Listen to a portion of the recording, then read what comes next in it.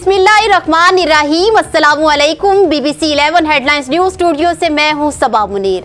आपको अपडेट करें कराची से, जहां हमारे नुमाइंदा खुसूसी जावेद इब्राहिम मंगी के मुताबिक कुरंगी इंडस्ट्रियल एरिया में के इलेक्ट्रिक की जानिब से कुंडा माफिया के खिलाफ ऑपरेशन का आगाज सेक्टर 15 और मेहरान टाउन 6G में किया गया, जिसकी सरबराही मैनेजर जहीर अहमद, इरशाद अहमद मैनेजर रिकवरी और सुहेल अहमद सीनियर ऑफिसर ने की। के इलेक्ट्रिक हुकाम का कहना है कि लॉसेस की वजह से आवाम लोड शेडिंग का शिकार है। के इलेक्ट्रिक ने तहैया किया है आवाम को बेहतर सहूलियात की फराहमी के लिए तमाम इलाकों के आवाम को कुंडों से निजात दिलाकर सिस्टम में लाएंगे और अवामी मीटर्स की फौरी फराहमी को मुमकिन बनाया जाएगा और आवाम को लोड शेडिंग से मुकम्मल निजात दिलाई जाएगी। न्यूज़ स्टूडियो से फिल वक्त इतना ही। मज़ीद तफसीलात और अपडेट्स के लिए देखते रहिए BBC 11 हेडलाइंस न्यूज़।